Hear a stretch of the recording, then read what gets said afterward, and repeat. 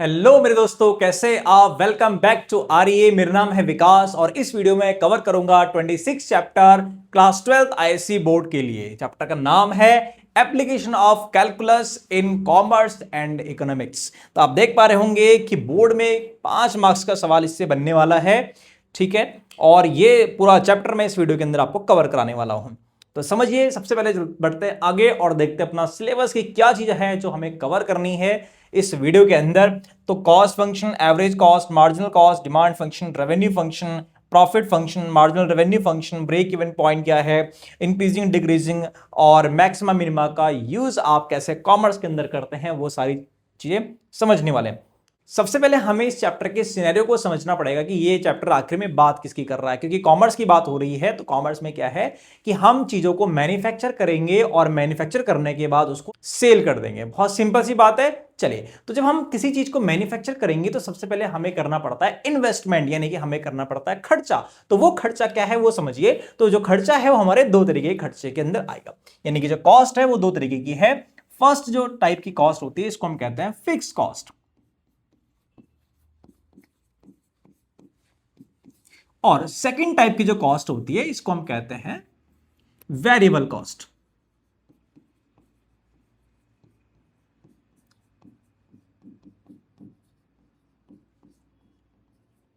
ठीक है। होती क्या है फिक्स कॉस्ट। सपोज अगर मुझे ये मेरे पास मार्कर है और मुझे क्या करना है, इसकी मैन्युफैक्चरिंग करनी है। तो मैन्युफैक्चरिंग करने के लिए मुझे सबसे पहले जो चाहिए वो चाहिए इसकी मशीनरी इक्विपमेंट, यानी कि एक मशीन चाहिए जो इसको मैन्युफैक्चर कर रहे। हम रॉ मटेरियल लेके आए, उस मशीन के अंदर डाले और वो इस तरीके से मार्कर हमें बना करके दे दे। ठीक है।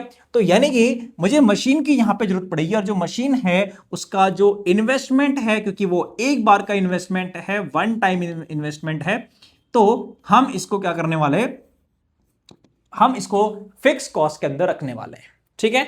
दूसरा और क्या हो सकता है फिक्स कॉस्ट, आपने जो है उस मशीन को ट्रांसपोर्ट करा दिया अपने प्लेस पर, तो वो जो ट्रांसपोर्टेशन कॉस्ट है वो एक बार की है। तो वो जो ट्रांसपोर्टेशन कॉस्ट है वो है आपकी क्या, फिक्स कॉस्ट। समझ आ गई बात। जो आपको एक बार खर्चा करना है वो वाली कॉस्ट। अब क्या होता है कि अब आपके पास सेटअप हो गया है। सेटअप होने के बाद उस मशीन को रन करने के लिए अब आपके पास वेरिएबल कॉस्ट आने वाली है।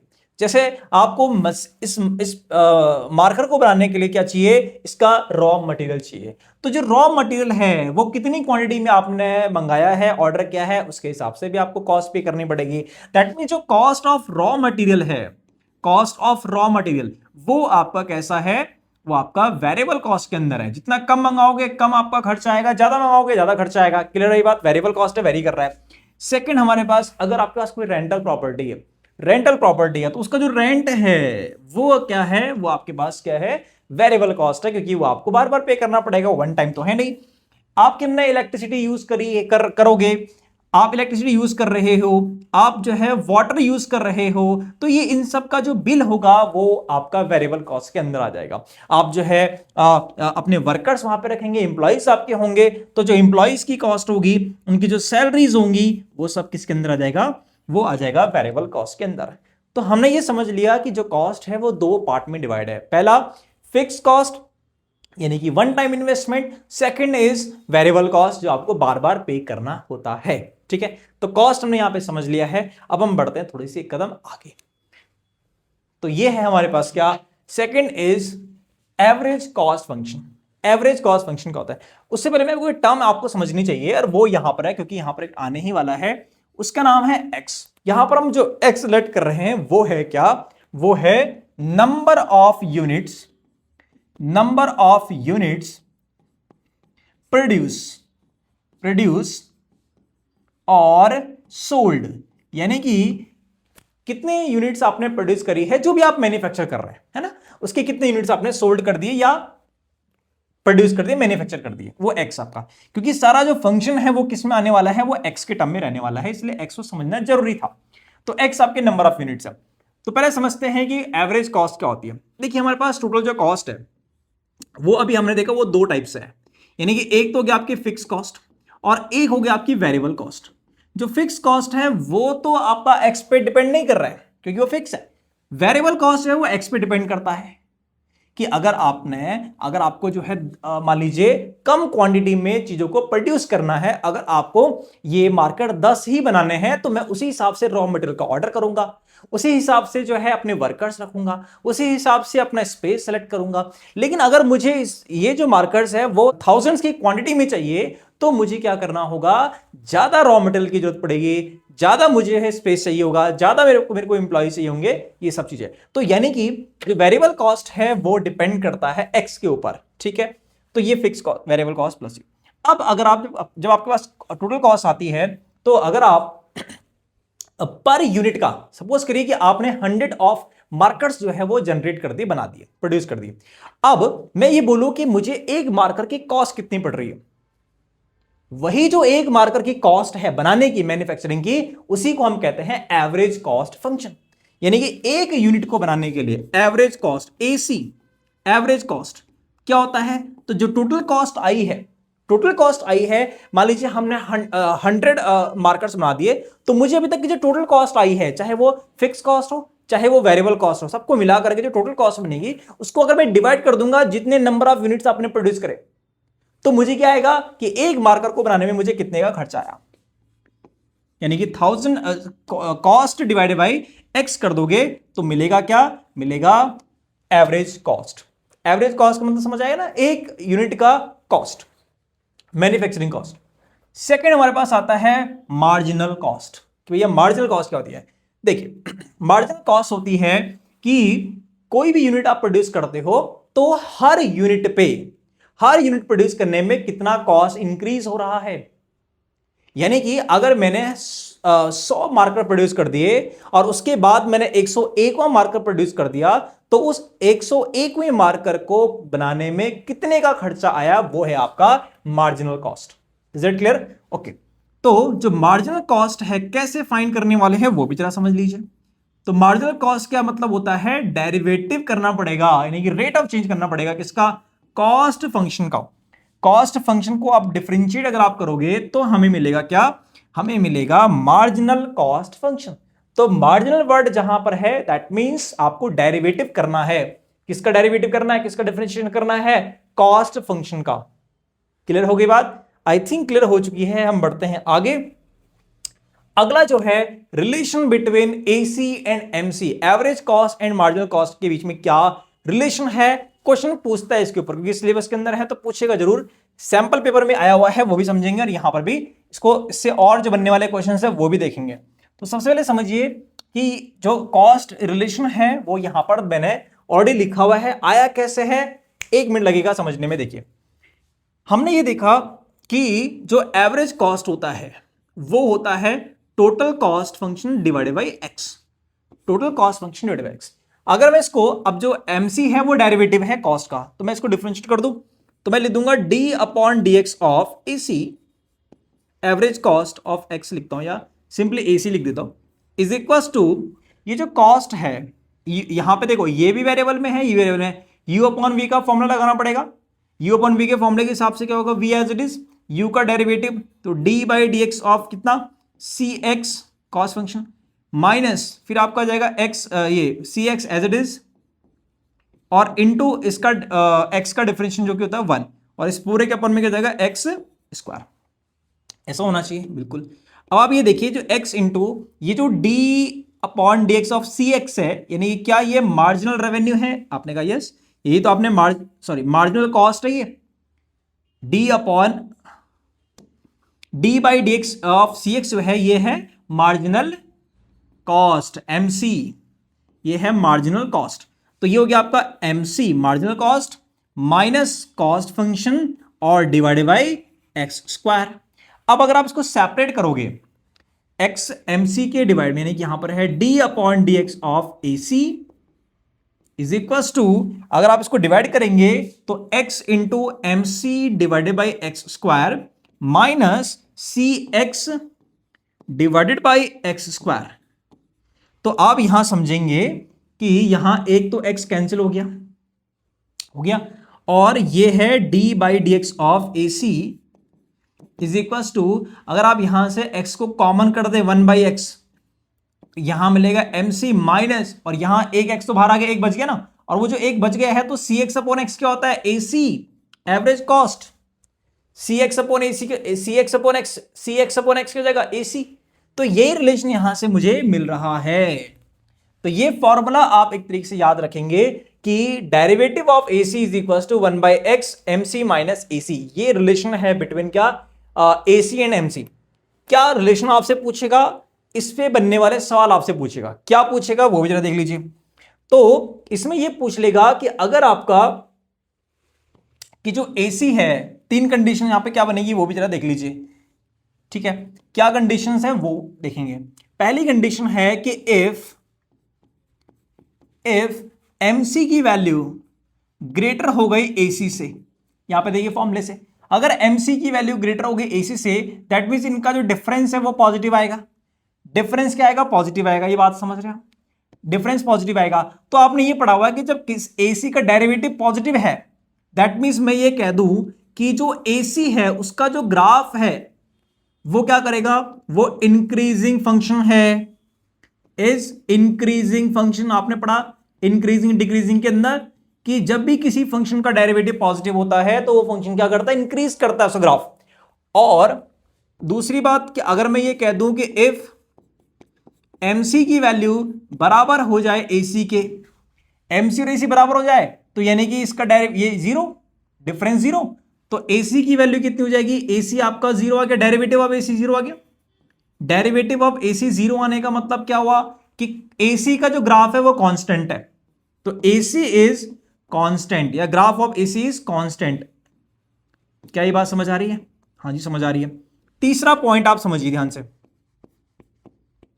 कि if MC is smaller than AC हो जाए, अगर एमसी छोटा हो जाए, एसी से छोटा हो जाए, तो डिफरेंस क्या आएगा, नेगेटिव। डिफरेंस नेगेटिव यानी कि derivative of AC is negative. That means अगर आपका डेरिवेटिव ऑफ एसी नेगेटिव हो गया तो इसका सीधा सीधा मतलब है कि एसी का जो कर्व है, एसी वो डिक्रीज कर रहा है, एवरेज कॉस्ट क्या हो रहा है, डिक्रीज हो रहा है। क्या ये बात क्लियर है। इनके ऊपर एमसीक्यू आते हैं, अभी देखो सैंपल पेपर में आया हुआ है, देखेंगे उसको समझेंगे। बस ये अगर आपने ये फॉर्मूला अच्छे से थोड़ा सा ध्यान रखा तो उसके बेसिस पर भी आप खुद से चीजें बना सकते हो। समझ आ गई बात। तो बढ़ते हैं आगे और पॉइंट्स को समझने के लिए। उसके बाद कॉस्ट जब हमारी ये कंप्लीट हो जाती है, उसके बाद हम बात करेंगे रेवेन्यू की, यानी कि डिमांड फंक्शन की। पहले बात करते हैं चलो कि होता क्या है डिमांड फंक्शन। अभी तक हमने पैसे इन्वेस्ट तो कर दिए, लेकिन पैसा इन्वेस्ट किया है क्या करने के लिए, प्रॉफिट कमाने के लिए, यानी कि बिजनेस करने के लिए। अब यहां पर एक टर्म है जिसका नाम है डिमांड फंक्शन। उसका मतलब ये होता है कि एक ऐसा फॉर्मूला, एक ऐसा रिलेशन, किसके बीच में, relation between number of units, यानी कि जो एक्स जितना आप प्रोड्यूस कर रहे हो वो, and price per unit, and price per unit, यानी कि आपने कितने यूनिट प्रोड्यूस करे और आपने एक यूनिट को कितने रुपए में बेचा। तो मैं इसको नाम दूंगा स्मॉल पी, हम इसको नाम देंगे स्मॉल पी। क्लियर होगी बात। तो इन दोनों के बीच में जो रिलेशन होता है, यानी कि जैसे हमने लिख दिया कि जो P ऑफ X है equals to in terms of जो भी आपका होगा, यानी कि जो P होगा वो इन टर्म्स ऑफ X होगा। P इक्वल्स टू है X माइनस 10 या 10 माइनस X बाई 2, कुछ भी है ना, इस तरीके से। तो ये एक रिलेशन है बिटवीन X एंड P, ठीक है। ये आपको सवाल के अंदर गिवन होगा इस तरीके से। रेवेन्यू फंक्शन क्या होता है भाई, हमने क्या कर दिया, हमने अभी तक तो इन्वेस्टमेंट करा है, अब यहां से रेवेन्यू की बारी। रेवेन्यू का मतलब ये हुआ कि आपने जितने भी यूनिट्स प्रोड्यूस करे हैं अभी तक, उन सबको अगर आप एक प्राइस पी पर बेच दे तो आपको कितना पैसा मिलेगा, वो है रेवेन्यू। तो यानी कि रेवेन्यू फंक्शन की बात करो तो आर ऑफ एक्स से इसको डिनोट हम लोग करेंगे, capital R revenue equals to formula होगा कि आपने किस प्राइस पर एक आर्टिकल को बेचा और आपने कितने आर्टिकल्स को सोल्ड किया, यानी कि फॉर्मूला हो गया R x equals to P into x. P क्या है, पी है प्राइस पर यूनिट, यानी कि एक आर्टिकल का प्राइस, सेलिंग प्राइस, ध्यान दीजिए सेलिंग प्राइस पी है और नंबर ऑफ आर्टिकल एक्स है, तो P into x is revenue. बहुत सिंपल है, कोई ज्यादा इसमें प्रॉब्लम नहीं। आगे बढ़ते हैं, अगला है मार्जिनल रेवेन्यू। मार्जिनल का वर्ड जैसे मैंने कहा, मार्जिनल जहां पर भी होगा that means rate of change को दिखा रहा है। ठीक है, कि एक आर्टिकल को जब आपने सेल किया तो हर आर्टिकल पे कितने का जो इंक्रीज हो रहा है रेवेन्यू, वो क्या है, वो है मार्जिनल रेवेन्यू। तो निकालेंगे कैसे, M R, marginal revenue of x. तो मार्जिनल वर्ड जहां पर भी होगा यानी कि आपको क्या करना पड़ेगा, डिफरेंशिएट करना पड़ेगा, इसका डेरिवेटिव निकालना पड़ेगा। तो यह आप करेंगे इसको differentiate, D by d x of किसको करेंगे, जिसके आगे मार्जिनल वर्ड लिखा हुआ है। यहां पे लिखा हुआ है मार्जिनल के रेवेन्यू के आगे, दैट मींस आपको मार्जिनल रेवेन्यू निकालना है, तो रेवेन्यू को डिफरेंशिएट करोगे तो आएगा मार्जिनल रेवेन्यू। क्लियर होगी बात। आगे समझते हैं प्रॉफिट। भाई हमने खर्चा कर दिया, हमने रेवेन्यू जनरेट कर दिया, उनका जो डिफरेंस है वही तो हमारा प्रॉफिट होना चाहिए, बिल्कुल होना चाहिए। यानी कि प्रॉफिट फंक्शन को कैपिटल पी ऑफ एक्स से मैं डिनोट कर रहा हूं यहां पे, और इसका जो फॉर्मूला होना चाहिए कि भैया आपने रेवेन्यू कितना जनरेट करा था और उस पर खर्चा आपका कितना आया था, उसका जो डिफरेंस होगा, उसका डिफरेंस ही तो हमें प्रॉफिट तक लेके जाएगा। ठीक है, सपोज करिए कि आपने सारे आर्टिकल्स बेच दिए और उसमें आपको 1,000 रुपए का रेवेन्यू जनरेट हुआ, जिसमें से आपका जो खर्चा था वो था 900 रुपीज। तो इसका जो डिफरेंस है वो आपका जो 100 रुपीज का आएगा, वही तो हमारा नेट प्रॉफिट होगा। क्लियर होगी बात। ठीक है, और अगर 1000 से कम का, अगर आप 900 से कम का अगर आपको रेवेन्यू जनरेट हो रहा है, दैट मींस आप लॉस पे चल रहे हो। आई थिंक ये बेसिक जो टर्म्स है वो हमें समझ आ रही है। नाइन्थ और सबसे इंपॉर्टेंट अगर पॉइंट्स की मैं बात करूं तो वो है ब्रेक इवन पॉइंट। होता क्या है ब्रेक इवन पॉइंट, वो समझिए कि एक ऐसी सिचुएशन होती है जब आप स्टार्टिंग से चल रहे हैं, तो हमने ये देखा कि पहले आपको एक ज्यादा अमाउंट पे करना पड़ता है, वन टाइम इन्वेस्टमेंट हो गया, या जो रॉ मटेरियल को परचेज करना है, मैन पावर है, एम्प्लॉइज है, सारी चीजें। उसके बाद अब आप प्रोडक्ट को सेल कर रहे हैं, सेल करने पे आपको अब पैसा आना स्टार्ट होता है। यानी कि जब आपका इतना बड़ा, अगर मैं थोड़ा सा ग्राफ से समझाऊं तो आपको समझ आएगा कि ये आपका नंबर ऑफ आउटपुट एक्स हो गया, और यहां है आपका क्या, जो रेवेन्यू है वो है, सॉरी मतलब एक्स, यहां पर आपकी कॉस्ट होगी, कॉस्ट। अभी मैं अगर कॉस्ट की बात करूं, उसकी बात करूं तो समझो, यहां अगर नंबर ऑफ आउटपुट है, यहां कॉस्ट है, तो स्टार्टिंग में ही जब आपने कुछ भी नहीं बनाया, एक्स जब 0 है, तभी भी आपके पास क्या है, जो फिक्स कॉस्ट है उसके नाम पे खर्चा है, यानी कि उतना आप इन्वेस्ट कर चुके हो। यानी कि मान लीजिए आपने 2 लाख रुपए इन्वेस्ट कर दिए, तो अभी तक आपने कुछ प्रोड्यूस नहीं करा, लेकिन 2 लाख रुपए आप पे खर्च हो चुके हैं। तो यहां से आपको क्या होगा, कॉस्ट आ जाएगी, और इस तरीके से कॉस्ट का ग्राफ जाएगा कि जैसे जैसे एक्स की वैल्यू बढ़ती जाएगी, आपने 1 यूनिट प्रोड्यूस करा, 2 प्रोड्यूस करा, तो कॉस्ट भी आपकी जो है प्रोड्यूस होती जाए, मतलब कॉस्ट भी बढ़ती जाएगी, क्योंकि नंबर ऑफ आर्टिकल्स की जो प्रोडक्शन है वो बढ़ता जा रहा है। राइट। अच्छा, इसी में अगर मैं आपसे बोलूं कि अगर मैं यहां एक्स रखता हूं और यहां इस बार रखता हूं रेवेन्यू को, तो रेवेन्यू को के लिए आप कैसे समझोगे कि जब आपने कुछ भी प्रोड्यूस नहीं करा, कुछ भी आपने नहीं बेचा, तब तो रेवेन्यू 0 है। कुछ भी नहीं बेचा, तो जब आप बेचना स्टार्ट कर दोगे तो जो ग्राफ है वो कुछ इस तरीके से फिर जाएगा। आप प्राइस ऐसा रखोगे कि आप अपने जो इन्वेस्टमेंट आपने किया है उसको कवर कर लो। तो एक सिचुएशन यहां पर आपको दिखाई दे रही होगी कि जहां पे नो प्रॉफिट नो लॉस की कंडीशन आपको दिख रही है। क्या दिख रहा है कि हमने जहां पर जितना कॉस्ट था, कॉस्ट और रेवेन्यू दोनों साथ में आ गए, जितना कॉस्ट उतना रेवेन्यू आ गया। यानी कि ये वाली जो कंडीशन है, इसी को हमने कहा कि अब आ गया है इसका ब्रेक इवन पॉइंट। कौन सा पॉइंट है, ब्रेक इवन पॉइंट, हम इसको नाम देंगे। क्लियर होगी बात, ब्रेक इवन पॉइंट। यानी कि अगर आप इस पॉइंट से पहले और बाद में देखोगे, अगर मैं इस पॉइंट से पहले देखूं तो ये जो इतना चीज आपको दिखाई दे रही है दोनों ग्राफ के बीच में, ये एक्चुअल में हमारा लॉस है। ठीक है, ये जो डिफरेंस है, और यहां जो आने वाला है ये है हमारा प्रॉफिट, क्योंकि आपका रेवेन्यू ज्यादा है, आपका खर्चा उस पर्टिकुलर टाइम पे कम है, तो जो डिफरेंस होगा वो हमारा प्रॉफिट का होगा। तो यानी कि ये जो रीजन है ये हमारा प्रॉफिट का रीजन है, ध्यान दीजिए, समझिए, ये हमारा प्रॉफिट का रीजन है, और ये किस चीज का है, लॉस का है। तो इस वाले पॉइंट पे जब आपका नो प्रॉफिट नो लॉस होगा, उसको हम कहते हैं ब्रेक इवन पॉइंट। तो यानी कि जब आपको ब्रेक इवन पॉइंट फाइंड करना हो, फॉर ब्रेक इवन पॉइंट, तो आपको पुट करना होगा Rx equals to CX, that means profit 0 हो रहा है उस केस में। तो Rx जितना रेवेन्यू जनरेट करा और जितना आपने कॉस्ट अभी तक कर दिया है, उन दोनों को अगर आप इक्वल करोगे तो चेक करोगे कि X की किस वैल्यू पे, यानी कि कितने आइटम को सोल्ड करने पर आपको ब्रेक इवन वैल्यू पता चलेगी। ठीक है, आई होप कि यहां तक आपने जो टर्मिनोलॉजीज है वो समझ ली होगी। अब बढ़ते हैं थोड़ी सी और आगे कि हम इस ये जो कॉस्ट फंक्शन है और प्रॉफिट फंक्शन है, इन दोनों को मैक्सिमाइज और मिनिमाइज करना है तो किस तरीके से करेंगे।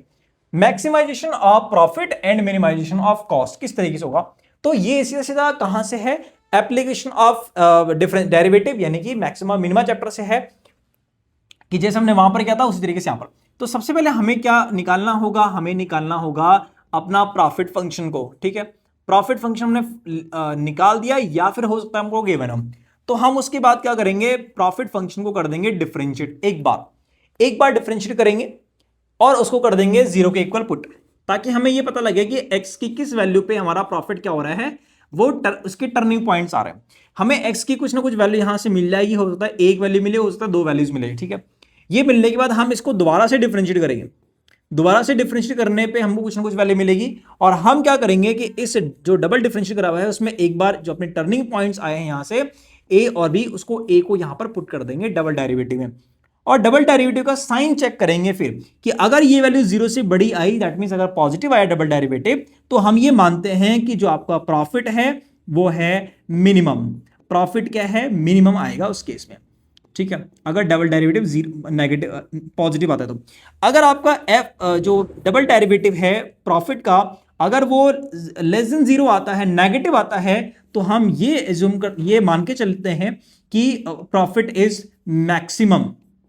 यानी कि हमें ढूंढना यही होता है, क्योंकि हमें प्रॉफिट को मैक्सिमाइज ही करना होता है, तो जो डबल डेरिवेटिव है वो हमें नेगेटिव चाहिए होता है। उसी तरीके से हम फिर बी पे भी चेक करेंगे और देखेंगे कि कहां पर नेगेटिव आ रहा है, दैट मींस उस पर्टिकुलर कंडीशन पे x इक्वल टू ए पे या x इक्वल टू बी पे हमारा फंक्शन क्या होगा, यानी कि प्रॉफिट मैक्सिमाइज हो जाएगा। उसी तरीके से हम कॉस्ट के लिए भी करेंगे, हमें मिनिमाइज ढूंढना पड़ता है। कॉस्ट फंक्शन हमारे पास होगा, उसको डिफरेंशिएट करेंगे एक बार, जीरो के इक्वल पुट करेंगे, वहां से टर्निंग पॉइंट निकालेंगे, फिर डबल डिफरेंशिएट करेंगे, फिर उन टर्निंग पॉइंट्स को डबल डेरिवेटिव में रखेंगे, साइन चेक करेंगे, पॉजिटिव आया नेगेटिव आया, पॉजिटिव आया that means function cost minimum है, नेगेटिव आया तो मैक्सिमम है। ये आपने ऑलरेडी कर रखा होगा, क्वेश्चन में भी हम लोग यहां पर करेंगे। तो आई होप कि ये जो थ्योरी है इस चैप्टर की वो हमें समझ आ गई होगी। बहुत बेसिक बेसिक पॉइंट्स हैं, बहुत ज्यादा डिटेलिंग में कुछ भी नहीं है। ठीक है, बहुत सिंपल सिंपल पॉइंट्स है, वो हमने समझ लिया। चलते हैं स्पेसिमेन के ऊपर कि भैया क्या हमें सवाल गिवन था इस सैंपल पेपर के अंदर। तो पहला सवाल है कि which condition is true if average cost AC is constant at all level of output, यानी कि एक्स की हर एक वैल्यू के लिए कि एसी कांस्टेंट होगा, तो कौन सी कंडीशन है, एमसी की वैल्यू ग्रेटर होना चाहिए एसी से, एमसी बराबर होना चाहिए एसी के, एमसी लेस होना चाहिए एसी से, या एमसी हाफ होना चाहिए एसी का। यानी कि चारों जो ऑप्शन है वो एसी और एमसी के रिलेशन को दिखा रहा है। तो हमने रिलेशन पढ़ा था किसके बीच में, एमसी और एसी के बीच में। अगर आपको थोड़ा याद होगा तो मैंने आपको बताया कि जो डेरिवेटिव होता है D by d x of AC, वो हमने देखा है कि वो 1/x ब्रैकेट के अंदर एमसी माइनस एसी के बराबर है। ये फॉर्मूला इंपॉर्टेंट है हमारे लिए, इसको थोड़ा याद रखना आपको। अब ये फॉर्मूला हमें क्या बता रहा है कि वो कह रहा है कि जो एसी है वो कांस्टेंट है, कब, कौन सी कंडीशन के लिए कांस्टेंट है। देखो, अगर एसी कांस्टेंट होगा तो उसका जो डेरिवेटिव है वो जीरो होगा। आपको मालूम है कि कोई भी कांस्टेंट जो फंक्शन होता है, अगर वो कोई कांस्टेंट है तो उसका डेरिवेटिव कितना हो जाएगा, जीरो। तो भाई ये जीरो कब होगा, ये जीरो तभी तो होगा जब एसी और एमसी दोनों बराबर हो। एमसी और एसी जब बराबर होगा तो उनका डिफरेंस जीरो होगा, तो एसी जीरो हो जाएगा। यानी कि ऑप्शन नंबर कौन सा होना चाहिए, option number B right answer होगा। अगर आपको यहां पर कांस्टेंट की जगह क्या बोल देता, इंक्रीजिंग बोल देता कि ये इंक्रीजिंग है, तो ये अगर इंक्रीजिंग है, ये कब इंक्रीजिंग होगा, जब ये पॉजिटिव होगा डेरिवेटिव एसी का। तो ये पॉजिटिव होने के लिए एमसी का ग्रेटर होना जरूरी है, उस केस में ऑप्शन नंबर ए होता। अगर ये कांस्टेंट की जगह डिक्रीजिंग दे देता कि जो एसी है वो डिक्रीज कर रहा है, तो कौन सी कंडीशन पे डिक्रीज करेगा, तो ये डिक्रीज तब करेगा जब एमसी माइनस एसी नेगेटिव हो, दैट मींस एसी ग्रेटर होना चाहिए एमसी से। समझ आ रही है बात। तो कौन सी कंडीशन, फिर सी वाली कंडीशन हो जाती। आई होप कि ये जो एक फॉर्मूला है उससे आप कई सारे क्वेश्चन यहां पे बनने के चांसेस है। तो ये फॉर्मूला अगर हमें ध्यान है तो हम इजीली कोई से भी क्वेश्चन यहां पे क्रैक कर सकते हैं। तो बढ़ते हैं हम लोग एक कदम और आगे, देखते हैं क्या सवाल पूछा गया है। एक ही नंबर में फिर से पूछा गया है कि total revenue received from the sale of x units of a product is given by R x equals to this. एक क्वाड्रेटिक इक्वेशन आपके सामने दे रखी है, find the marginal revenue when x equals to 5। Marginal revenue निकालना आपको। सबसे पहले आपको मालूम है कि मार्जिनल निकलता कैसे है। मार्जिनल रेवेन्यू, मार्जिनल का मतलब सिंपल डेरिवेटिव है। अब किसके आगे लगा हुआ है? रेवेन्यू। दैट मींस आपको निकालना है M R, marginal revenue. Marginal revenue निकलेगा कैसे? जब आप डेरिवेटिव करेंगे किसका? रेवेन्यू फंक्शन का। और क्या रेवेन्यू फंक्शन हमें यहां पे गिवन है? जी हाँ, बिल्कुल गिवन है। तो सिंपली आप क्या कर दीजिए, फंक्शन को डिफरेंशिएट कर दीजिए। यहां पे लिख देता हूं 3x² प्लस 36x प्लस 5, ये मैंने RX लिखा हुआ है। अब मैं इसको करता हूं डिफरेंशिएट, 3 इंटू 2 आपका 6x प्लस 36, तो ये तो हो गया हमारा MR, मार्जिनल रेवेन्यू। क्लियर होगी बात? अब लेकिन हमें मार्जिनल रेवेन्यू नहीं बल्कि marginal revenue at x equal to 5 पर पूछा गया है। तो marginal revenue x equal to 5 के लिए तो आप यहां पर 5 पुट कर लीजिए x के प्लेस पे।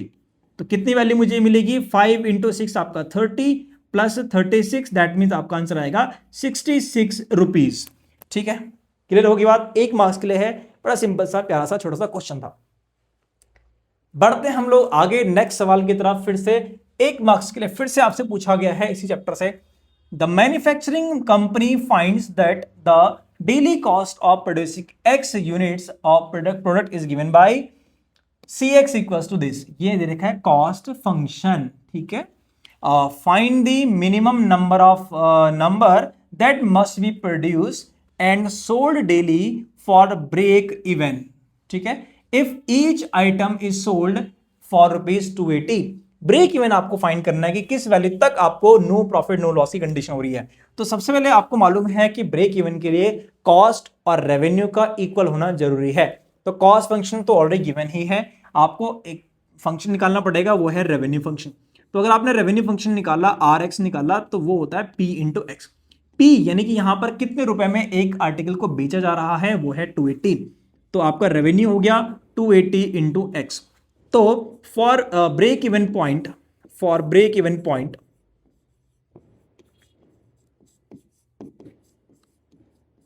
For break even point as you know क्या कि RX इक्वल्स टू RX यानी कि रेवेन्यू की वैल्यू जो है वो इक्वल होना चाहिए कॉस्ट फंक्शन के।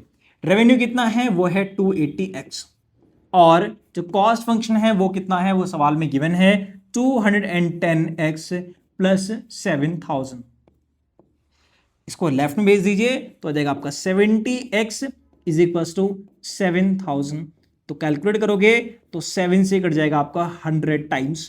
तो x की जो वैल्यू है वो आएगी कितनी? 100।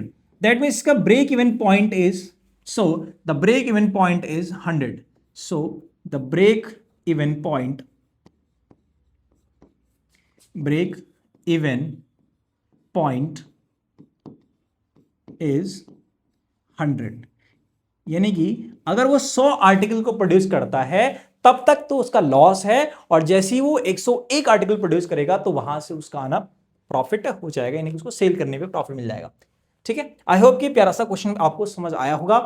तो बढ़ते हम लोग आगे, अगले सवाल 2 मार्क्स के सवाल के लिए है, वो समझते हैं क्या पूछा गया है। कह रहा है कि एक रियल एस्टेट कंपनी है going to build a new residential complex. The land they have purchased can hold at most 500 apartments, यानी कि मैक्सिमम आप 500 अपार्टमेंट वहां पर बना सकते हैं। Also if they make X apartments then the monthly maintenance cost for the whole complex would be as follows. क्या क्या चीजें हैं? पहले में है फिक्स कॉस्ट 4000 रुपीज की रहने वाली है। वेरिएबल कॉस्ट जो है वो रहेगा 14x माइनस 0.04x स्क्वायर, ये वेरिएबल कॉस्ट होगी, यानी कि टोटल मिलाकर के कॉस्ट होगी। How many apartment should the complex have in order to minimise the maintenance cost. ठीक है, तो समझिए मेंटेनेंस कॉस्ट को मिनिमाइज करना है तो उसको डिफरेंशिएट करना चाहिए मुझे। तो पहले मुझे वो निकालना पड़ेगा मेंटेनेंस कॉस्ट क्या है। उसने कहा मेंटेनेंस कॉस्ट 2 चीज से मिलकर बन रही है। ठीक है,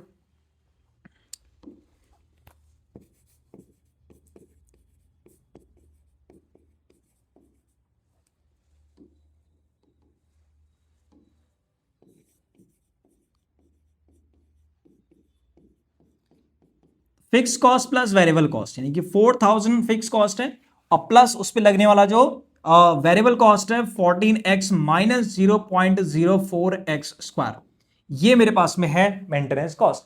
अब इस मेंटेनेंस कॉस्ट को क्या करना पड़ेगा? डिफरेंशिएट करना पड़ेगा ताकि ये चेक करें ये किस पॉइंट पे क्या आ रहा है, मिनिमाइज आ रहा है। तो चलिए इस कॉस्ट को जरा डिफरेंशिएट कर लीजिए, d up by d x of c x मैंने लिख दिया, और यहां पर इसका जो डिफरेंशियल है 4000 का 0 के कांस्टेंट है, 14x का हो जाएगा 14 और माइनस हो जाएगा 4 टू जा 8, 0.08 इंटू एक्स। क्लियर। अब आप क्या करते हैं, इसको डिफरेंशिएट करने के लिए, डिफरेंशिएट करने के बाद इसको 0 के इक्वल पुट करते हैं ताकि आपको टर्निंग पॉइंट मिल जाए। आपने 0 के इक्वल किया, अभी इसको 0.08 इंटू एक्स आपने किया, फिर इसको यहां बुला लीजिए तो प्लस का हो जाएगा 0.08x इज इक्वल टू 14। अब आपको x निकालना है तो आपको मालूम है कि 14 के डिवाइड में भेजना पड़ेगा 0.08। कैलकुलेट करेंगे तो x की वैल्यू मुझे मिल रही है 14 इंटू डेसिमल हटाऊंगा तो 2 जीरोस मैंने यहां पे बढ़ा दिए और अपॉन में 8।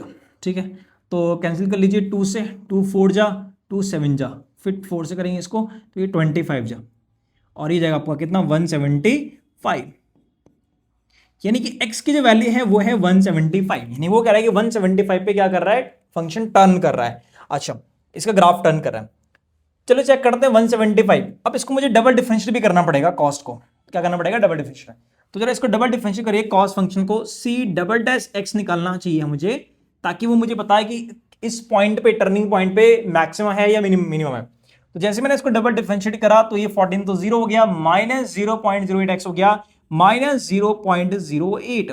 डबल डेरिवेटिव नेगेटिव आने का मतलब मैंने आपको बताया कि दैट मींस जो आपकी कॉस्ट है, मेंटेनेंस कॉस्ट है, वो मैक्सिमम आ रही है।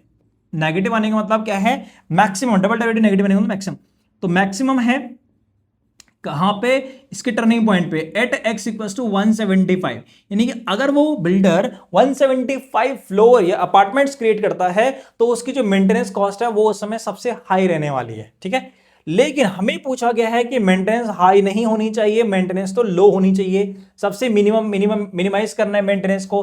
तो हमने ये देखा कि उसके पास जो कैपेसिटी है वो है एट मोस्ट 500 अपार्टमेंट्स की। यानी कि अगर मैं यहां पे x की वैल्यू ये देखता हूं कि अगर वो मिनिमम और मैक्सिमम प्रोड्यूस करे, यानी कि अगर वो 0 अपार्टमेंट वो करे तो उसका कॉस्ट कितनी आ रही है, और अगर वो 500 अपार्टमेंट क्रिएट करे तो मेंटेनेंस कॉस्ट कितनी आएगी। तो अगर मैं बोलूं कि जो CX है इसका किस पे 0 पे, कि जब उसने एक भी अपार्टमेंट नहीं बनाया तो भी उस समय उसकी जो कॉस्ट है वो कितनी आ रही है, वो 4000 रुपीज आ रही है। देख पा रहे हैं आप यहां पे इस कॉस्ट फंक्शन में मैंने x की जगह पे 0 पुट करा है, तो कितना आ गया 4000। यानी कि अगर नहीं भी बिल्ड करेगा तो 4000 उसका कॉस्ट आप यहां पे आ रहा है। अच्छा, दूसरा हमारे पास कि अगर मैं यहां पे मैक्सिमम 500 अपार्टमेंट्स क्रिएट करता हूं तो 500 पे मेरे पास वैल्यू कितनी आएगी, ये आपका 4000 प्लस 14 इंटू 500,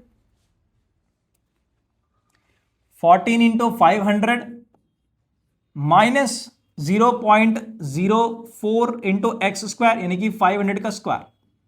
ठीक है, इसको जरा कैलकुलेट करो कितना आ रहा है, ये इसको कैलकुलेट करोगे तो 4000 माइनस प्लस 4 इंटू 5 7000 ये हो गया, माइनस ये करोगे तो ये आपका 25 4 0 2 0 कट जाएंगे, 2 बचेंगी, 2500 इंटू 4 करेंगे तो आपका 10000।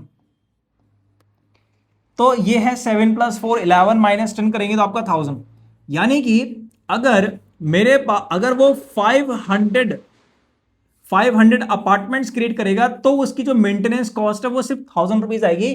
ठीक है, और ये मिनिमम है। अगर आप देखो तो ये क्या है, 4000 से 1000 पर आ गया, यानी कि ये मिनिमम है। सो he has to build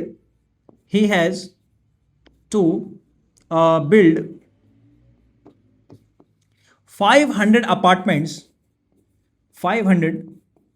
apartment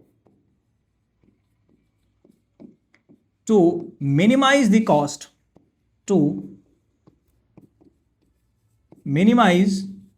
cost, function, the maintenance cost. Is that clear? यहां तक क्लियर होगी बात? कोई यहां पर डाउट है तो आप कमेंट में बता सकते हैं कि भैया यहां पर एक चीज है, कैसे हुआ समझ नहीं आया, तो मैं आपको रिप्लाई कर दूंगा। चलिए बढ़ते हैं आगे नेक्स्ट सवाल की तरफ। तो इस तरीके से थोड़ा सा घुमावदार सवाल भी हमारे पास क्या एग्जाम में आ सकते हैं, नो डाउट, है ना। सीबीएसई ने जिस तरीके से 10th वालों के साथ किया है, आपके साथ ऐसा ना कर दे, आईएससी बोर्ड वाले, वो भी ध्यान दीजिए। इसी का और में आपसे क्या पूछा गया वो भी सवाल देखिए। इसी का और का सवाल है कि the demand function of a monopoly is given by x equals to 100 minus 4p, find the quantity at which the marginal revenue will be zero. Marginal revenue zero किस क्वांटिटी पर है, x की किस वैल्यू पर marginal quantity zero है। Marginal revenue निकालना पड़ेगा आपको। मार्जिनल रेवेन्यू निकालने के लिए फिर आपको रेवेन्यू निकालना पड़ेगा, और रेवेन्यू होता है p इंटू एक्स, तो आपको पहले p निकालना पड़ेगा इन टर्म्स ऑफ x। तो सबसे पहले जो मुझे गिवन है उसको सिंप्लीफाई करिए। 100 माइनस 4p गिवन है, यहां से p निकाल लीजिए, 4p को यहां भेज दीजिए, प्लस का 4p होगा, x को राइट में भेज दीजिए तो माइनस x हो गया। 4 यहां से हटा दीजिए तो डिवाइड में भेज दीजिए, 100 माइनस x डिवाइडेड बाई 4। ठीक है, सेपरेट करना तो आप सेपरेट भी कर सकते हैं। तो ये p की वैल्यू यहां से हो गई। अब मुझे निकालना है रेवेन्यू। तो भैया रेवेन्यू जो होता है rx वो होता है p इंटू एक्स। बहुत प्यारा सा छोटा सा फॉर्मूला। p कितना है 100 माइनस एक्स, ऑलरेडी अभी निकाला है हम लोगों ने, 100 माइनस एक्स डिवाइडेड बाई 4 और इंटू क्या है x। क्लियर, मल्टीप्लाई कर लीजिए अंदर 100x minus x square over 4, तो it is revenue function rx। Clear होगी बात। अच्छा, अब ये जो rx है, हमें rx पर नहीं रुकना है, हमें तो जाना है किस पे, मार्जिनल रेवेन्यू पे। Marginal revenue will be zero, तो पहले इसका मार्जिनल रेवेन्यू आप निकाल लीजिए, MR निकाल लीजिए। तो MR क्या है, डेरिवेटिव ऑफ, क्योंकि रेट ऑफ चेंज है ना, rate of change of revenue है, तो marginal revenue is derivative of revenue function. Differentiate कर लीजिए 100x minus x square by 4, 100x का जो डेरिवेटिव है वो 100 हो गया, माइनस एक्स स्क्वायर का हो गया 2x, और डिवाइड में जो 4 है वो तो एज इट इज रहेगा क्योंकि वो कांस्टेंट है।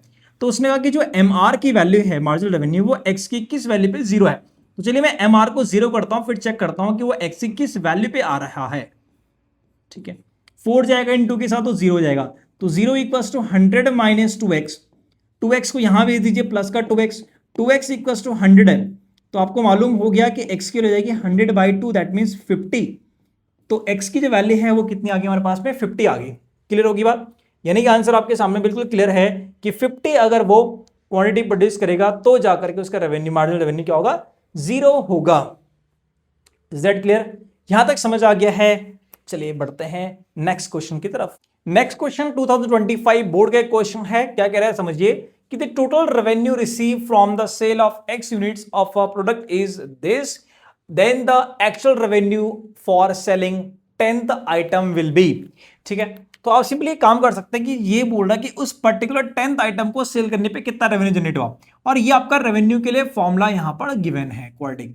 तो अगर आपने R10 की x के प्लेस पे 10 पुट कर दिया, तो ये बता रहा है कि आपने पूरे 10 आइटम्स को सेल करने पर कितना वैल्यू जनरेट कर दिया, और ये सॉल्व करने पे मुझे कितनी वैल्यू मिलेगी वो काउंट कर लेता हूं मैं। 360 प्लस 300 और प्लस 5, तो ये तीनों को ऐड करोगे तो 3 प्लस 3 6, 65। ठीक है, और अगर मैं बोलूं कि मैंने अगर 9 आइटम को सेल किया तो कितना रेवेन्यू जनरेट हुआ, तो मुझे वैल्यू मिलेगी 36 इंटू 9 प्लस 3, 9 का स्क्वायर प्लस 5,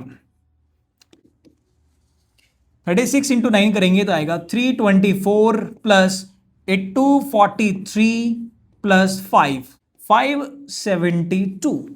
ठीक है, अब आप देखिए डिफरेंस कितना आ रहा है 10th आइटम को बेचने पे, माइनस कर लीजिए तो 665 माइनस 572 कर लीजिए, 665 माइनस 572, तो आपका 3 और ये आपका 93। Option number C is right answer.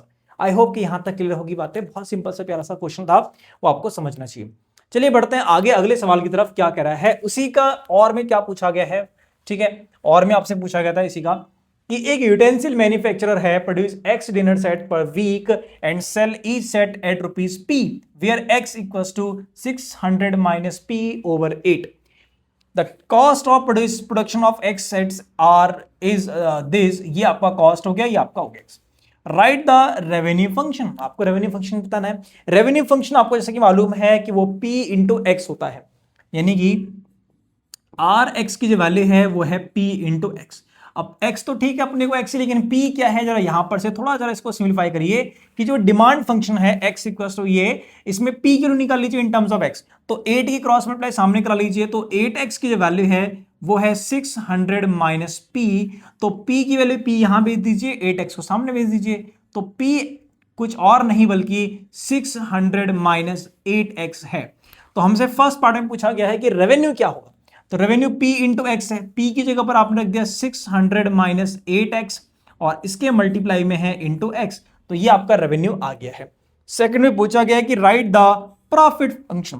Profit जैसे कि आपको मालूम है कि प्रॉफिट जो है वो तो रेवेन्यू कितना रिसीव हुआ उसमें से कॉस्ट कितना था लेस डिफरेंस करेंगे तो हमें क्या मिल जाएगा, प्रॉफिट मिल जाएगा। तो प्रॉफिट आप देख रहे होंगे, रेवेन्यू देख रहे होंगे कितना है, इंटू करा दीजिए एक्स से, 600 into x minus 8x square, minus करना होगा सी एक्स को। सी एक्स कितना है वो सवाल में गिवन था, क्या था, माइनस एक्स स्क्वायर है, माइनस 78x हो गया एंड माइनस 200 हो गया, 1000 हो गया सर।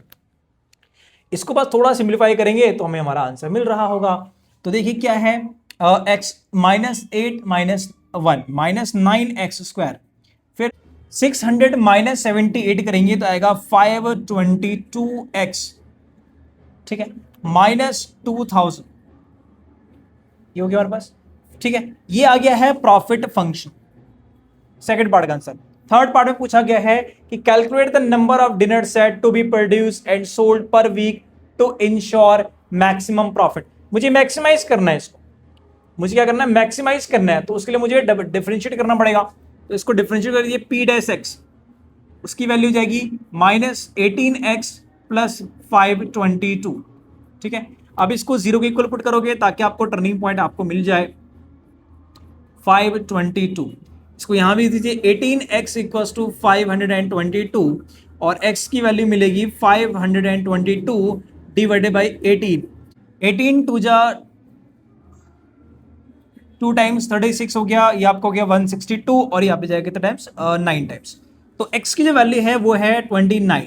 चलिए चेक करते हैं इस 29 पे कि क्या वाकई में प्रॉफिट आपका मैक्सिमाइज है। तो चलिए इसको डबल डिफरेंशिएट मेथड लगाते हैं, डबल डिफरेंशिएट करेंगे, p double dash x is equal to minus 18x का जाएगा माइनस 18, ठीक है, इसका जीरो। तो क्या है आपका डबल डेरिवेटिव नेगेटिव आया, डबल डेरिवेटिव नेगेटिव है, दैट मीन्स कि जो p है दैट मीन्स प्रॉफिट है वो है मैक्सिमम, प्रॉफिट इज मैक्सिमम, ठीक है। यहां तक बात क्लियर होगी, जी हाँ क्लियर होगी। आई होप कि ये सवाल आपको समझ आया होगा। 2 मार्क्स, दो और एक 3, यानी कि 4 मार्क्स के लिए आपके पास ये सवाल था 25 के अंदर। बढ़ते हैं आगे नेक्स्ट क्वेश्चन की तरफ। 25 में ही और क्वेश्चन, एक और क्वेश्चन आया हुआ है 4 मार्क्स के लिए, वो भी समझते हैं। The average cost of producing x units of commodity is AC equals to this. Average cost अपने को यहां पर गिवन है, फाइंड द कॉस्ट फंक्शन। जैसे कि आपको मालूम है कि कॉस्ट फंक्शन का एवरेज कॉस्ट के साथ में सीधा रिलेशन है कि cost function is x into average cost. Cost function जो आपको मिलता है वो मिलता है कैसे, x की इंटू एवरेज कॉस्ट के साथ करा करके, क्योंकि हमने देखा कि जो एवरेज कॉस्ट होता है वो होता है cx अपॉन x, तो cx मल्टीप्लाई में चला गया। तो इस एवरेज कॉस्ट को अगर आप x से मल्टीप्लाई कर दो तो हमें हमारा आंसर मिल रहा होगा। तो इसको जब आप मल्टीप्लाई कर दोगे तो x की पावर 3/200 आएगा, माइनस x स्क्वायर बाई 50 है, माइनस ये आपका है 30 इंटू एक्स और ये आपका है प्लस 5000, क्योंकि इसका डिनोमिनेटर वाला x जो है वो कट हो जाएगा। आई होप कि ये क्लियर होगी चीजें, ठीक है।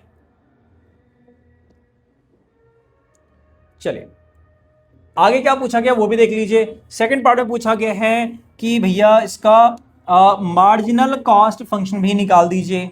आपको जैसा कि मालूम है कि मार्जिनल कॉस्ट, मार्जिनल वर्ड जहां पर भी लिखा हुआ है उसका मतलब है डेरिवेटिव। आपको डिफरेंशिएट करना है किसको, कॉस्ट फंक्शन को। तो जो कॉस्ट फंक्शन अभी अभी हम लोगों ने कैलकुलेट किया है ये, उसको बस आपको डिफरेंशिएट कर देना है।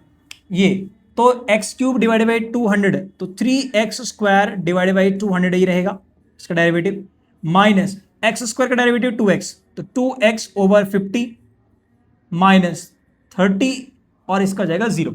तो ये हमारा क्या आएगा, ये हमारा MC की वैल्यू आ गई है, यानी कि मार्जिनल कॉस्ट आ गया है। थर्ड बढ़ते हैं आगे कि find the marginal average cost function. Find the marginal average cost function. देखो आप लोगों ने क्या एवरेज कॉस्ट फंक्शन निकाला हुआ है, सवाल के अंदर एवरेज कॉस्ट फंक्शन दे रखा था। अगर मैं उसको डिफरेंशिएट कर दूं तो मुझे मिल जाएगा मार्जिनल एवरेज कॉस्ट फंक्शन। तो देखिए मार्जिनल एवरेज कॉस्ट फंक्शन अगर मुझे निकालना है तो मुझे डिफरेंशिएट करना होगा किसको? एवरेज कॉस्ट फंक्शन को। Is that clear?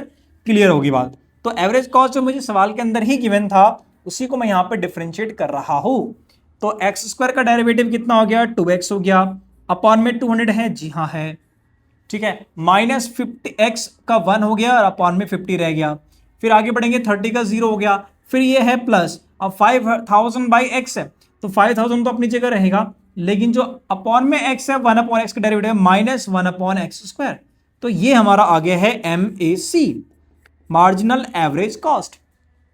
Third point के अंदर आपको वेरीफाई करना है कि d by d x of AC is equal to MC minus AC by x. देखिए ये रिलेशन है, याद करिए कि मैंने आपको बताया था रिलेशन बिटवीन MC और AC, ये वही है जो आपको यहां पे प्रूव करने के लिए बोला गया है, वही है d by d x of AC equal to MC minus AC by x. तो चलिए इसको भी आपको वेरीफाई करना है, प्रूव करना है। तो इन वैल्यूज को यहां पे रख लीजिए। MC हमने निकाला हुआ है, AC सवाल में दे रखा था, माइनस कर लीजिए और डिवाइड बाय x कर लीजिए, तो देखा कि AC का डेरिवेटिव आ रहा है यानी कि MAC आ रहा है। तो ये आपको यहां पे चेक कर लेना है। आई होप कि यहां तक चीजें क्लियर होंगी। जल्दी से बढ़ते हैं आगे। 2024 देखो क्वेश्चन का जो डिफिकल्टी लेवल है वो आपने देख लिया कि बहुत ज्यादा आसान है, स्कोरिंग है ना, तो इसको छोड़ के जाना तो बहुत बड़ी बेवकूफी होगी। 24 में क्या पूछा गया है समझिए कि एक कंपनी है वो सेल कर रही है हैंड टॉवल एट ₹100 पर यूनिट्स, ठीक है। The fixed cost for the company to manufacture hand towel is ₹35,000 and the variable cost is estimated to be 30% of total revenue. What will be the total cost function for manufacturing hand towel? Total cost function आपसे पूछा गया, जैसे कि आपको मालूम है बहुत simple कि टोटल कॉस्ट है वो fix cost plus variable cost है, fix cost plus variable cost. अच्छा ये समझिए कि फिक्स कॉस्ट कितनी है वो तो सवाल के अंदर गिवन ही है कि वो 35,000 है, प्लस मुझे चाहिए क्या? Variable cost. वेरिएबल कॉस्ट के बारे में क्या बोला गया है? Variable cost is estimate to be 30% of total revenue. तो भैया अगर मैं सिर्फ वेरिएबल कॉस्ट पे फोकस करूं तो वेरिएबल कॉस्ट क्या है? 30% ऑफ रेवेन्यू। रेवेन्यू होता है P इंटू एक्स, तो 30% मतलब 30/100 की बात हो रही है। P इंटू एक्स, P कितना है? उसने बोला कि वो 100 रुपीज पर यूनिट सेल करता है, तो 100 इंटू एक्स, तो भैया 100 से 100 कट हो गया, दैट मीन्स 30x आ गया। रेवेन्यू वेरिएबल जो कॉस्ट है वो 30x है, फिक्स कॉस्ट कितनी है? 35,000, तो आंसर आ गया 35,000 प्लस 30x। कौन सा ऑप्शन है? Option number B, 35,000 fix cost plus variable cost कितना? 30x। आई होप ये छोटा सा प्यारा सा क्वेश्चन आपको समझ आया होगा। बढ़ते हैं हम लोग जल्दी से आगे अगले सवाल की तरफ। क्वेश्चन नंबर 2 है 2024 का ही सवाल, 1 नंबर के लिए पूछा गया है कि total cost function is given by C, दे रखा है कॉस्ट फंक्शन दे रखा है, कह रहा है कि the marginal average cost function निकालना है, MAC निकालना है। तो सबसे पहले आपके कॉस्ट फंक्शन दे रखा है, इतना तो दे रखा है, उसके बाद मुझे इसमें ऐड करना होगा एवरेज को। एवरेज कैसे निकालते हैं? एवरेज के लिए आपको डिवाइड करना होगा x से, तो इसको अगर मैं डिवाइड कर दूं x से तो मुझे मिलेगा एवरेज कॉस्ट फंक्शन। जब मुझे एवरेज कॉस्ट मिलेगा फिर मुझे उसका निकालना पड़ता है मार्जिनल, तो उसका मार्जिनल कैसे? जो मुझे यहां पर मिलेगा उसको मैं डिफरेंशिएट कर दूंगा तो मिलेगा मुझे मार्जिनल। ये बात समझ आ गया आई होप। तो मैं इसको पहले करता हूं डिवाइड x से, तो जो कि मुझे मिलेगा फिर एवरेज कॉस्ट, ठीक है। एवरेज कॉस्ट x से डिवाइड करूंगा तो यहाँ पे 1 हो गया, x से डिवाइड करूंगा तो 2x स्क्वायर होगा, माइनस 7/2 इंटू एक्स हो जाएगा। ये तो गया आपका average cost, just divide by x किया, इसको इसको इसको। अब मुझे एवरेज तक निकाल दिया, अब मार्जिनल यानी कि अब मुझे इसको डिफरेंशिएट भी करना है, यानी कि अगर मैं इसको MAC निकाल रहा हूं, मार्जिनल एवरेज कॉस्ट फंक्शन निकाल रहा हूं, तो मुझे इसको डिफरेंशिएट करना होगा। 1 का डिफरेंशिएशन 0, 2x स्क्वायर का 4x स्क्वायर हो जाएगा, है ना, सॉरी 4x हो जाएगा, माइनस 7/2 इंटू एक्स का माइनस 7/2, तो आंसर आ गया 4x माइनस 7/2। तो ये आपका आंसर आ गया, यानी कि MAC आपने कैलकुलेट कर लिया। इजी है। चलिए बढ़ते हैं नेक्स्ट क्वेश्चन की तरफ, और वो है कि the manufacturer of pen fix its selling price at ₹45। तो भैया ये तो उसका प्राइस हो गया, यानी कि मैं कह दूं कि ये स्मॉल p है, ₹45 जो एक आर्टिकल को 45 में बेच रहा है। The cost function is this, तो कॉस्ट फंक्शन भी अपने पास दे रखा है, क्या है देख लीजिए, 30x प्लस 240। तो ये है हमारे पास क्या? Cost function. The manufacturer will begin to earn profit if he sell more than 16 pens, reason है y, ये देगा 16 पेन के बाद उसको प्रॉफिट आना शुरू होगा y। गिव वन रीजन, आपको रीजन देना है कि क्यों 16 ही पेन उसको सेल करने पड़ेंगे, उसके बाद इसका प्रॉफिट आएगा। दैट मींस ये जो 16 है ये इसको हम कहते हैं ब्रेक इवन वैल्यू, यानी कि ब्रेक इवन पॉइंट है इसका। यही हम कैलकुलेट करेंगे, हमें फिर पता लगेगा कि आखिर ऐसा 16 क्यों आया। तो चलिए पहले मुझे इसको निकालना पड़ेगा रेवेन्यू फंक्शन को। रेवेन्यू फंक्शन होता है P इंटू एक्स, तो आपका आ गया 45 इंटू एक्स आ गया, ठीक है, 45 तो P था इंटू एक्स। अच्छा, for break even point, to calculate break even point, break even point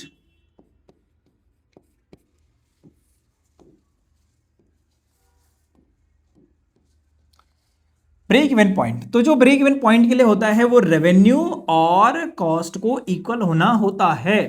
revenue देखोगे तो वो है 45x, और जो कॉस्ट देखोगे तो वो दे रखा था 30x प्लस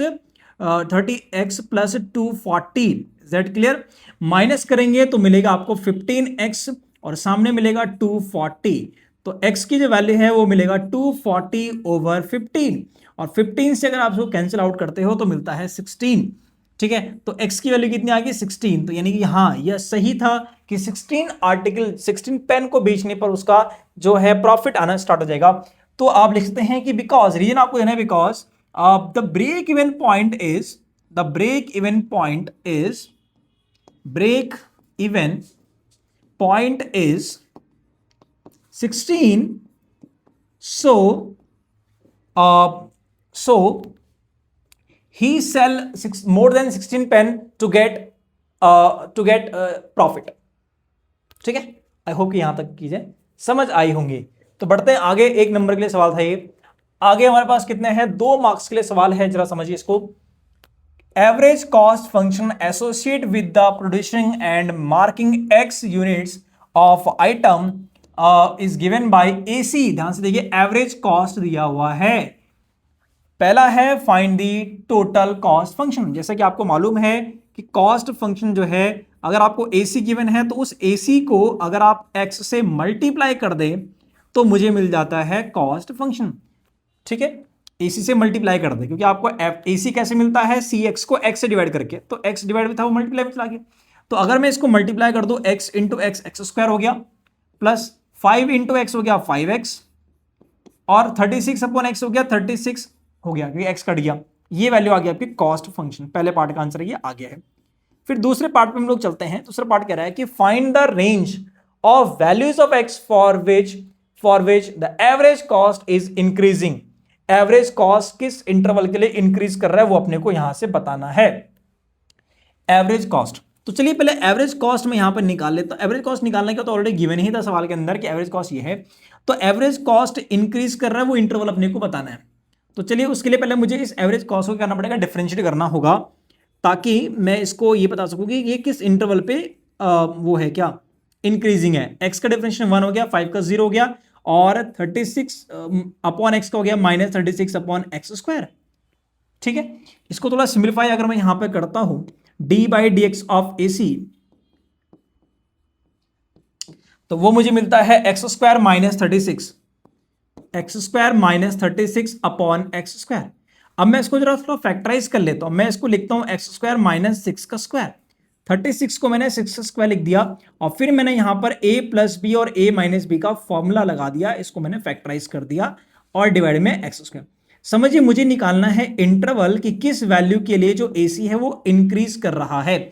यानी कि मुझे ये समझना होगा कि AC का जो डेरिवेटिव है वो किस इंटरवल के लिए पॉजिटिव है और किस इंटरवल के लिए नेगेटिव है। तो उसके लिए मुझे वेवी कर्व मेथड यहां पे लगाना चाहिए।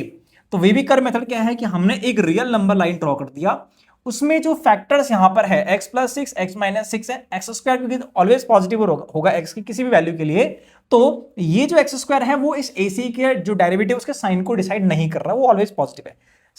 डेरिवेटिव ऑफ AC का जो साइन है वो ये दोनों फैक्टर ही डिसाइड करेंगे। तो यहां पे अगर मैंने इसको 0 के इक्वल पुट करा तो मुझे वैल्यू मिलेगी -6, तो मैं उसको यहां पर लिख देता हूं। इसको 0 के इक्वल पुट करा तो मुझे मिलेगा +6। तो ये नंबर का ध्यान रखना है कि पहले छोटी वैल्यू आएगी देन बड़ी वैल्यू आएगी। इधर क्या होता है -∞ और इधर क्या होता है +∞। ठीक है, यहां पे थोड़ा समझिए, क्योंकि x की जो वैल्यू है वो हमेशा पॉजिटिव होगी, क्योंकि यहां पे नंबर ऑफ यूनिट्स की बात हो रही है। खैर, अभी ये समझिए कि जब इस इंटरवल पे हमने इसको ब्रेक करा इस तरीके से 3 पार्ट में, तो एक्स स्क्वायर का जो साइन है वो चेक करिए, वो है क्या, एक्स स्क्वायर साइन पॉजिटिव है, तो आपको जो राइट मोस्ट हाफ वेव है पॉजिटिव से ही इसको स्टार्ट करना है। क्यों? क्योंकि एक्स स्क्वायर का जो कोफिशिएंट वो पॉजिटिव था, तो पॉजिटिव राइट मोस्ट हो गया, देन बगल में ऑल्टरनेट चलेंगे, माइनस होगा, फिर माइनस के बगल में क्या होगा? प्लस होगा। जहां पर नेगेटिव है वहां का मतलब है कि डेरिवेटिव ऑफ एसी वहां पर नेगेटिव है, और जहां प्लस लिखा है इसका मतलब इस इंटरवल पे डेरिवेटिव ऑफ एसी पॉजिटिव है। हमें पॉजिटिव ही चाहिए क्योंकि हमें इंक्रीजिंग चाहिए था, हमें एसी क्या चाहिए? इंक्रीजिंग। तो एसी इंक्रीजिंग किस वैल्यू पर है? 6 से ग्रेटर के लिए, क्योंकि देखो -6 से लेस के लिए भी है, -6 से लेस के लिए भी तो इंटरवल एसी का डेरिवेटिव नेगेटिव पॉजिटिव है। बट क्या है कि जो एक्स की वैल्यू है वो यहां पर आप किसकी बात कर रहे हैं कि वो एक्स यूनिट्स है, और वो यूनिट्स, नंबर ऑफ यूनिट्स कभी भी नेगेटिव तो नहीं हो सकते। तो यानी कि आप फाइनल आंसर पे पहुंच गए। आपने कहा कि x is greater than 6, x is greater than 6 होगा, यानी कि जो रेंज आपसे पूछी गई थी, अगर आप कंप्लीट लिखना चाहो तो लिख दो, the range of values of x should be greater than equal to 6 या 6 टू इनफाइनाइट। ठीक है, आई होप कि ये सवाल आप तक पहुंचा होगा, सही तरीके से पहुंच गया होगा जो मैं आपको बात पहुंचाना चाह रहा हूं। फोर्थ का सेकंड पार्ट भी आप जरा यहां पे देख लीजिए कि एक मोनोपॉलिस्ट है, वो डिमांड फंक्शन दे रखा है x equal to 60 minus py5 at what level of output, at what level of output, that means आपके लिए सवाल है x की वैल्यू फाइंड करना। Will the marginal revenue be zero, marginal revenue zero किस value पर है? चलिए तो मैं मार्जिनल रेवेन्यू यहां पे देख लेता हूं कि क्या आना चाहिए इसका मार्जिनल रेवेन्यू। तो पहले मुझे रेवेन्यू निकालना पड़ेगा, तो रेवेन्यू के लिए जो फॉर्मूला है वो है P इंटू एक्स। ठीक है, ये हमने अच्छे से बात को समझा हुआ है। P की क्या वैल्यू है वो आपको यहां से कैलकुलेट करनी चाहिए कि अगर x की वैल्यू 60 माइनस p अपॉन 5 है तो x की क्या वैल्यू, p की क्या वैल्यू होनी चाहिए? तो ये आपको आ जाएगा 300 माइनस p अपॉन 5, और 5 मल्टीप्लाई में जाएगा तो आपका हो गया 5x और इक्वल्स टू 300 माइनस p। तो p को यहां भेज दीजिए, 5x को वहां भेज दीजिए, तो p equals to 300 minus 5x।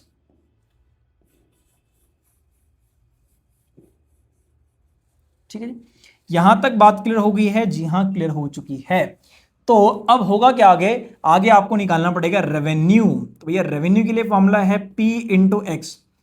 तो जो P है वो है 3000 माइनस 300 माइनस 5x, और इसके मल्टीप्लाई में है x, तो अंदर मल्टीप्लाई करा लीजिए 300x माइनस 5x स्क्वायर। तो कितनी, इसको डिफरेंशिएट करेंगे तभी तो आपको मार्जिनल रेवेन्यू मिलेगा। तो आप निकाल रहे हो MR, अब इसके नेक्स्ट में MR निकाल रहे हो। MR is derivative of RX। इसको डिफरेंशिएट करेंगे, 300x is 300 minus 5x square becomes 110x। तो जीरो के करेंगे किस वैल्यू पे? जीरो होगा, MR को जीरो कर लीजिए, 10x लेफ्ट में आ जाएगा, सामने रहेगा आपका 300। तो x की क्या वैल्यू आ गई? तो x is 30। That means x की किस वैल्यू के लिए? x की 30 वैल्यू के लिए marginal value will be zero. I hope कि यहां तक समझ आया होगा। बहुत प्यारे छोटे छोटे क्वेश्चन है, कोई बड़े क्वेश्चन कहीं पर भी नहीं है। 2023 पे चलते हम लोग आगे कि if the demand function is given by P दे रखा है, then the marginal revenue when x equals to 10। तो भैया आपसे मार्जिनल रेवेन्यू पूछा गया है, आपने भी बस क्या निकाला है? क्या गिवन है? डिमांड। तो पहले आप रेवेन्यू निकाल दीजिए। रेवेन्यू होता है P इंटू एक्स, यानी कि जो आपको P दे रखा है उसमें बस x से मल्टीप्लाई करा लीजिए। तो 1500 into x minus 2x square minus x की पावर 3, ये आपको आ गया रेवेन्यू। अब इस रेवेन्यू को कर देंगे डिफरेंशिएशन, क्योंकि आपको निकालना है मार्जिनल रेवेन्यू। मार्जिनल मतलब डेरिवेटिव।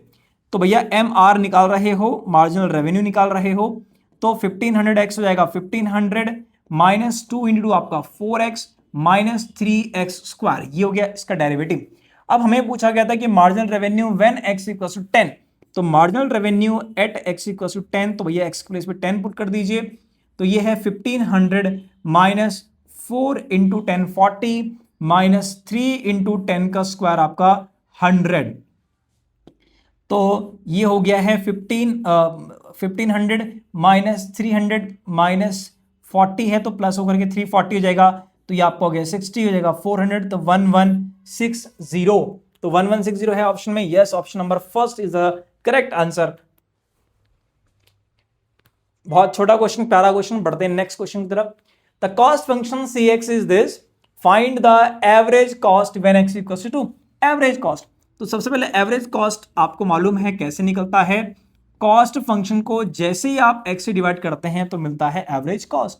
तो कॉस्ट दे रखा है कितना, ये देखिए सामने, इसको डिवाइड कर लीजिए x से, तो 3x² बन जाएगा 3x, 6x बन जाएगा 6 और 5 बन जाएगा 5/x, क्योंकि आप x से डिवाइड कर रहे हो हर एक टर्म को। तो ये आ गया है AC, और हमें ये पूछा गया है कि एवरेज कॉस्ट व्हेन x = 2, तो AC x की वैल्यू 2 पर आपसे पूछा गया है। तो रखिए x के प्लेस पे 2 -6 + 5/2, तो ये हो गया 6 - 6 0, तो आंसर इज 5/2, दैट मीन्स 2.5। तो आपका आंसर आ गया average cost at x when x = 2 is 2.5। चलिए क्वेश्चन नंबर 3 हम लोग देख लेते हैं इसका, 23rd का। The fix cost of a product is 30,000 and the variable cost per unit is ₹800।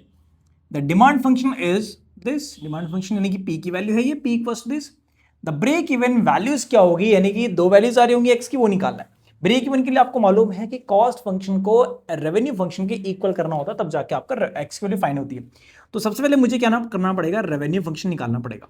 तो रेवेन्यू क्या होगा, रेवेन्यू होगा P into x, P into x. तो P ये दे रखा हमारे पास, तो ये आपका हो गया 4500x माइनस 100x² हो जाएगा, ठीक है, ये हो गया। अब इसके बाद क्या होगा, कॉस्ट फंक्शन भी देख लीजिए कि कॉस्ट फंक्शन क्या है। तो कॉस्ट फंक्शन दे रखा है fix cost plus variable cost. Fix cost आपका 30,000, वेरिएबल कॉस्ट क्या है 800 इंटू एक्स, 800 इंटू एक्स, न कि सिर्फ 800, क्योंकि वो तो 800 रुपीज पर यूनिट का है ना, एक यूनिट का, आपने x यूनिट प्रोड्यूस करी तो 800 इंटू एक्स। अच्छा, for break even point, for break even point क्या कंडीशन होती है, तो ब्रेक इवन के लिए revenue equals to cost function को करना होगा। तो 3000 plus 800x is equals to, और ये है 4500x माइनस 100x²। इन दोनों को यहां भेज दीजिए, तो प्लस 100x², ठीक है, फिर हो जाएगा आपका प्लस यहां पर है 800x और माइनस 4500x, और ये वैल्यू है प्लस में 30,000। बस थोड़ी सी कैलकुलेशन है और आंसर आपके सामने होगा। तो यहां से आप या तो आप 100 कॉमन कर लीजिए, या पहले इसको माइनस के लिए देन कॉमन कर लीजिए। तो 100 को अगर मैं कॉमन कर लेता हूं तो मुझे मिलता है x², और माइनस इसमें से भी माइनस कर लीजिए, 45 माइनस 8 कर लो तो 37 आता है, 37x, और प्लस इसमें से 100 कॉमन कर लेंगे तो आएगा 300 इज इक्वल्स टू 0। 100 जो कॉमन आया वो डिवाइड में चल जाएगा। तो x² की वैल्यू क्या आ रही है, x² मुझे, अब देखो x की वैल्यू, ये क्वाड्रेटिक बन गया ना, फैक्टराइज करना है, 300 को ब्रेक करेंगे कि प्लस करके 37 आ जाए। तो आपको मालूम है कि 25 और 12 का जो मल्टीप्लाई है वो है 300, और दोनों को ऐड करने पे आएगा 37। तो ये हो गया x² minus 25x and minus 12x और प्लस 300 इक्वल्स टू 0। कॉमन करना चाहिए आपको यहां से x, तो x माइनस 25 रहने वाला है, माइनस 12 को कॉमन करोगे तो x माइनस 25 यहां भी आएगा, इज इक्वल्स टू 0। तो x माइनस 25 कॉमन करना होगा, और ये आपका x माइनस 12 हो गया। तो x की वैल्यू कितनी आ गई, यहां से x की दो वैल्यूज आ रही है, एक आ रही है 12 और एक आ रही है 25, और यही हमसे पूछा भी गया था कि what are the break even values, ठीक है, तो ये आपसे पूछा गया। आई होप कि यहां तक चीजें समझ आई होंगी, बहुत अच्छे से आपने समझा भी होगा। चलिए आखिरी सवाल की तरफ है, इसमें दो आपसे पूछा गया है। तो पहला क्या है वो समझ लीजिए, the total cost function for x units is given by cx दे रखा है ये, ठीक है, कह रहा है कि show that the marginal cost decreases as the output x increases, यानी कि आपको बताना है कि जो मार्जिनल कॉस्ट है वो उसका जो डेरिवेटिव है वो डिक्रीज है, वो नेगेटिव है, डेरिवेटिव नेगेटिव है, तब जाके पता लगेगा कि मार्जिनल कॉस्ट डिक्रीज कर रहा है। तो चलिए उसके लिए पहले आपको क्या निकालना पड़ेगा, मार्जिनल कॉस्ट निकालना पड़ेगा। तो MR आप यहाँ, MC आप यहां से कैलकुलेट कर लीजिए। MC कैसे निकलता है, जैसे कि आपको मालूम है कि कॉस्ट फंक्शन को जब हम डिफरेंशिएट करेंगे तब आपको MC मिलेगा। तो चलिए इसको डिफरेंशिएट करते हैं, तो रूट x का जो डेरिवेटिव है वो है 1/2 रूट x, तो ये मुझे यहां से मिलेगा, और साथ में मुझे जो x के प्लेस पर वैल्यू है 6x माइनस 5, उसका डिफरेंशिएशन करना होगा, जो कि आएगा 6 प्लस 25 का तो 0 हो जाएगा। तो ये मेरा आ गया आपका 3, क्योंकि 2 से 6 कैंसिल हो गया, और डिवाइड में जो वैल्यू है वो है ये रूट में, तो मैं इसको ऊपर कर देता हूं 6x माइनस 5 की होल पावर -1/2, इसको मैं लिख देता हूं। अच्छा, अब मुझे इसका डेरिवेटिव भी चाहिए क्योंकि मुझे बताना है कि जो mc है वो डिक्रीज कर रहा है, तो उसके लिए मैं डिफरेंशिएट कर लेता हूं इसको mc को। तो ये 3 कांस्टेंट है एज इट इज है, यहां पर x की पावर n वाली फॉर्म लगाओगे तो -1/2 बाहर निकल जाएगा। इस पूरे की जो पावर 6x माइनस 5 है, इस पूरे की पावर हो जाएगी -1/2 -1 यानी कि -3/2। अब मल्टीप्लाई में क्या होगा, 6x माइनस 5 का डेरिवेटिव 6 हो जाएगा। तो थोड़ा सा अगर आप इसको कैलकुलेट करेंगे 2 ये जाएगा -9, 2 से 6 को 3 टाइम्स और 3 3 9, और इसके डिवाइड में क्योंकि पावर नेगेटिव है उसको पॉजिटिव करने के लिए मैं इसको डिनोमिनेटर में भेज देता हूं, तो ये हो गया 3/2। ये जो वैल्यू है डेरिवेटिव ऑफ mc, वो आपको दिखाई पड़ रहा है कि वो फुल्ली नेगेटिव है, और जब भी किसी भी फंक्शन का डेरिवेटिव नेगेटिव होता है तो हम इस fx mc को क्या मान लेंगे, डिक्रीजिंग मान लेंगे। तो मैं लिख दूंगा कि because derivative of mc x is negative less than 0, सो जो mc है यानी कि मार्जिनल कॉस्ट है वो डिक्रीज कर रहा है, इज डिक्रीजिंग एज जो x है, एज x यानी कि जो आउटपुट है इज इंक्रीजिंग। अगर वो इंक्रीज कर रहा है x की वैल्यू तो mc डिक्रीज कर रहा है। ठीक है, आई होप कि यहां तक ये सवाल आपको समझ आया होगा, कोई प्रॉब्लम यहां पर नहीं हुई है। इसका सेकंड पार्ट करके इसको फिनिश कर लेते हैं हम लोग इस वीडियो को। The average revenue function is given bye AR। देखिए आपको एवरेज रेवेन्यू गिवन है और उस एवरेज रेवेन्यू में आपसे पूछा गया कि टोटल रेवेन्यू क्या होगा और मार्जिनल रेवेन्यू क्या होगा। ठीक है, इसको मैं यहां से रब कर देता हूं पहले तो।